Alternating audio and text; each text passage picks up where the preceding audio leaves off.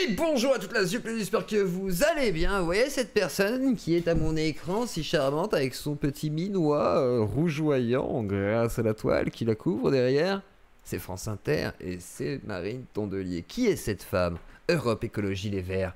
L'université d'été avec Médine. Est-il antisémite? Je crois qu'elle considère que oui et qu'il a intérêt à se méfier parce qu'on va le surveiller dorénavant. Mais il va quand même venir à l'université d'été parce qu'il faut qu'il y ait un rappeur à l'université d'été, c'est très important. Bah oui, faut parler aux jeunes.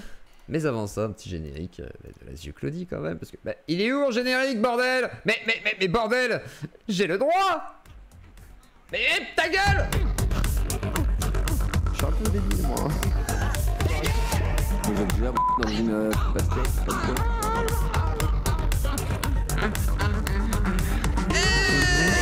Bonjour à toute la Ah oui, Zieu Jamy, Claudie. c'est écrit dans le Coran. Ta gueule. Bon, alors du coup, effectivement, c'est écrit dans le Coran. Mais est-ce que Médine était prévu dans le Coran? Je ne crois pas. Mais en tous les cas, il s'exprime pas. Mais Marine Tondelier, elle va dire ce qu'elle pense de Médine. Et Dieu sait qu'elle en pense des choses et on va le découvrir tout de suite. C'est parti, Marine. Le sujet n'est pas que Médine ou les journées d'été des Verts, c'est l'antisémitisme.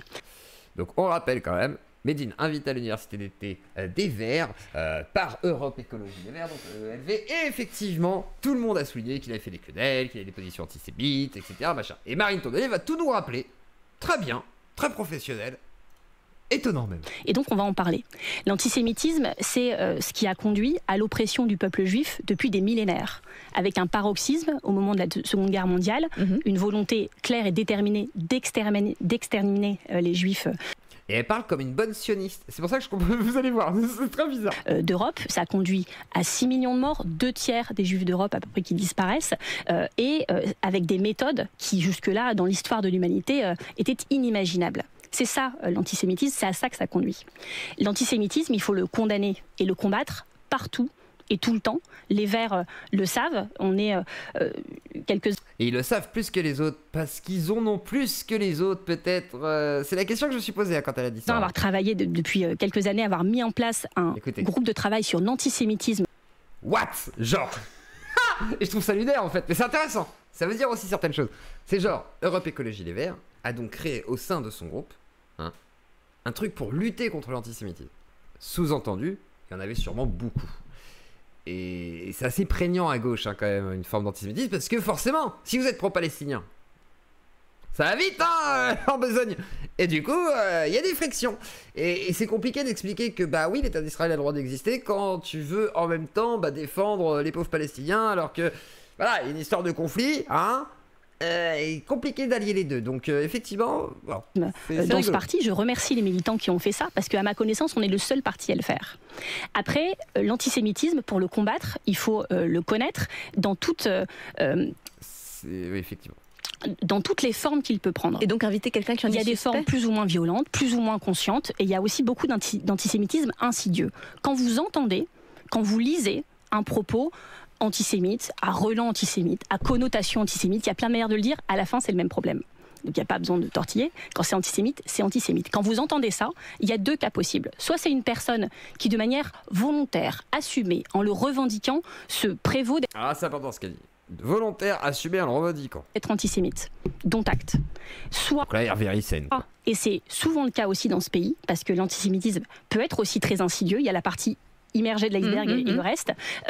Ça peut être des gens qui prennent pas conscience de la portée de leurs propos, qui voient pas les souffrances que ça peut générer, qui ne sont pas forcément conscients. Ça peut être par maladresse, ça peut être par mimétisme, ça peut être par manque de culture sur le sujet, par manque de formation, par bêtise, aussi par ignorance, pour plein de raisons.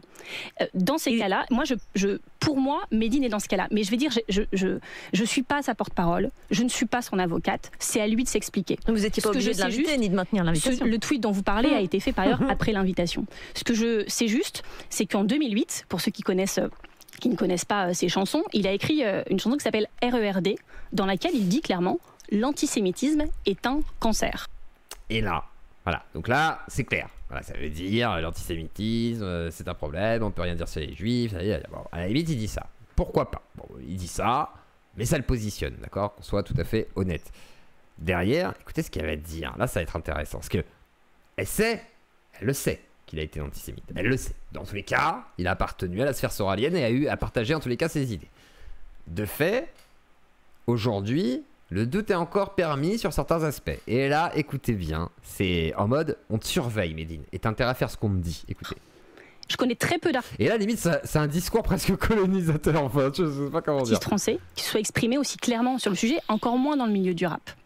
Parce que et même Soral, si Soral a déjà été largement. Si en fait, il y en a plein, Dieudonné, Soral, tous les artistes qui ont été pro-palestiniens, en fait. Non, elle dit de la merde en fait, la Marine. Tu dis de la merde là par contre, c'est pas bien. Il y en a plein qui ont dit des trucs comme ça, un peu assumés et tout, qui le répètent et qui, bien sûr. C'est un sujet extrêmement compliqué. Il l'a fait. Et donc, s'il est capable d'écrire ça dans une chanson, de la chanter à multiples reprises, de l'assumer.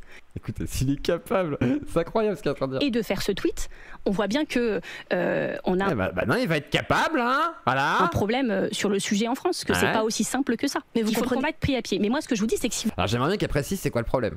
Est-ce que le problème c'est l'antisémitisme, le fait d'être antisémite, ou le fait de considérer qu'il y a un antisémitisme? Et c'est-à-dire qu'on pourrait pas en parler. Parce que là, par exemple, c'est pas clair là. Et écoutez la suite, du coup, qui est plus étonnante Vraiment, encore. on veut combattre l'antisémitisme. J'en ai parlé avec beaucoup d'associations spécialisées du sujet ces derniers temps. Parce que les manifestations, les tracts, les campagnes de sensibilisation et de formation, il faut continuer à les faire, évidemment. Mais on voit bien que ça ne suffit pas. Et que l'antisémitisme, pour des tas de raisons, des raisons historiques, des raisons géopolitiques, et des raisons aussi de financement de pays étrangers qui payent les prédicateurs sur notre territoire national et qu'il faut combattre, du fait aussi que la mémoire de la Shoah est moins vivace, moins fraîche dans ce pays, pour plein de raisons, puis aussi parce que l'antisémitisme dans l'histoire c'est toujours nourri des crises et que manifestement on en traverse plusieurs.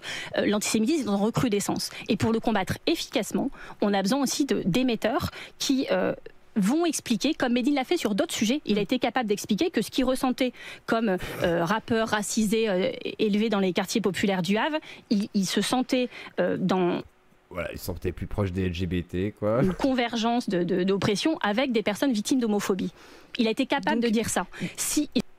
Écoutez, il a été capable de dire ça. D'accord? Donc maintenant, parce qu'ils l'ont invité, hein, ils peuvent pas le désinviter. Donc s'il était capable de dire au moins ça pour les LGBT, il faut qu'il fasse un petit effort. Je veux qu'il soit capable de le dire aussi sur l'antisémitisme. Je veux qu'il soit capable... Ça veut dire que c'était pas prévu du tout. C'est-à-dire que maintenant ils vont le dire. Non, par contre tu vas parler d'antisémitisme pendant le congrès, d'accord? S'il te plaît. Non mais en fait t'as pas le choix. Et je t'explique, on t'a invité, donc tu fermes ta gueule en fait, parce que là tu nous mets dans la merde. Donc c'est hors de question que tu fasses n'importe quoi, et tu vas dire pardon, et tu vas dire attention. Et alors, est-ce que c'est bien? Je suis pas sûr. Je suis pas sûr parce que du coup, il suffit qu'il fasse un truc bizarre. Parce que vous allez voir, ils vont le surveiller après aussi. Et quand je parle de surveillance, on rigole pas. C'est de la surveillance là. Je suis même pas sûr que la méthode soit bonne en fait. Parce que c'est dangereux ce genre de conneries. Parce que bah, du coup, ça pourrait se retourner contre vous aussi. Dans le sens où ils pourraient dire demain: oui, mais on m'a forcé à dire ça. Moi, j'ai jamais pensé que les juifs étaient très gentils. Je sais pas quoi. Imaginez, ils vous sortent une dinguerie comme ça. Vous allez faire quoi? Vous allez dire quoi après? Vous allez dire: ah bah non, on n'a jamais demandé quoi que ce soit. Bah si, c'est dit là. C'est dit clairement. Tu exiges, tu veux qu'il puisse être capable de dire ça. Et je trouve ça fou en fait. C'est-à-dire qu'il n'y a pas de réflexion derrière pour lui. C'est juste: ah bah là, demain, c'est le congrès. Tu fermes ta gueule, tu dis que c'est pareil, tu te sens comme les juifs, tu te sens comme les LGBT, pareil, tout pareil, tu fermes ta gueule, tu fais pareil, oui, tu fais comme avec les gays là-bas et les trans, tu fais la même chose, tu t'identifies. Ouais. Non, tu réfléchis pas, ta gueule, tu t'identifies. Voilà, tu es un rappeur, tu n'es pas censé être un philosophe, ta gueule. Voilà. Et je veux que chacun se rende compte de l'impact que ça aurait s'il était capable de le faire. Après, c'est pas à moi de m'expliquer. S'il était capable, c'est-à-dire qu'elle n'est pas convaincue encore. Peut-être qu'il y a d'autres questions à poser. Hein, Pas à moi de le faire à sa place. Je souhaite qu'il le fasse évidemment chez nous le 24. Histoire d'avoir un buzz quand même, ce serait tellement beau. Hein. Imaginez le buzz s'il parlait de ça, c'est incroyable. Invité parce qu'il était du Havre. Hein. Il se trouve qu'on a invité Édouard Philippe et Médine, les deux personnes un peu. Et il a répondu, Édouard Philippe? On attend sa réponse. Bizarrement, il n'a pas répondu. Et il est invité pour faire un mot d'accueil républicain, comme on le propose souvent aux maires des villes qui nous accueillent. Mais je vais vous dire, je serai extrêmement attentive à ce que Médine dira le 24 et à ce qu'il dira tous les jours qui suivront, parce qu'il a, à présent, maintenant que cette polémique a été montée... il est responsable. Hein. Je pense qu'on s'en serait tous bien passés. Hey, tu m'étonnes que tu t'en serais passé. Hein. T'avais pas besoin de ça. Hein. C'est clair que pour faire la promotion de votre truc là, il n'y avait vraiment pas besoin d'antisémitisme. Surtout que vous avez créé une cellule contre l'antisémitisme. Ce serait bête d'en ramener un, quoi. Effectivement. Après, vous avez... Forisson est mort, mais il reste Hervé Ryssen, hein. Très concrètement, non, mais elle est montée, je veux dire, elle est montée de fait. Je ne dis pas que c'est. Mais cette polémique manifestement est présente. Elle a monté de jour en jour. Maintenant qu'elle est présente, je souhaite qu'elle serve au moins à faire en sorte de faire reculer l'antisémitisme dans ce pays et vraiment. Non, alors je vais pas être méchant, mais non, du coup ça fera pas reculer. Enfin, non, dans le sens où je pense que c'est pas la bonne méthode là, du coup. Vous avez vraiment pas choisi les bons chevaux là. Hein. C'est le pari était très mauvais. Fallait choisir quelqu'un de clean au niveau de son passif. Vous auriez pris Al Capote, ça aurait été le même problème. Hein. vous aurez sorti toutes les interviews. Enfin voilà, c'est logique quoi. Non, je pense que si Médine réussit son exercice, prend conscience de ça et le dit. Il faut qu'il prenne conscience en une semaine. Ça va être très court. Hein. Un vrai travail. Enfin, le 24 août, ouais, c'est ça, une petite semaine. Ça va être très court. De fond et dans la durée sur le sujet, ça peut avoir un impact que d'autres n'auraient pas eu. Voilà. Il va peut-être changer le monde. Donc Médine changera-t-il la face du globe?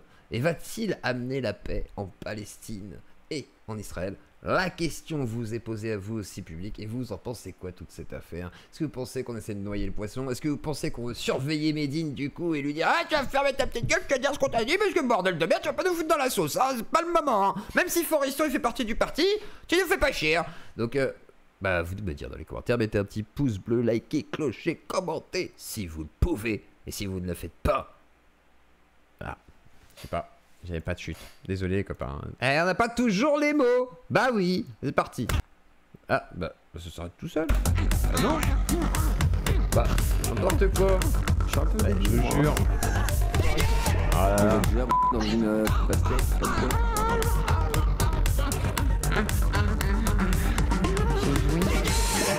Et des bisous tout à Claudie.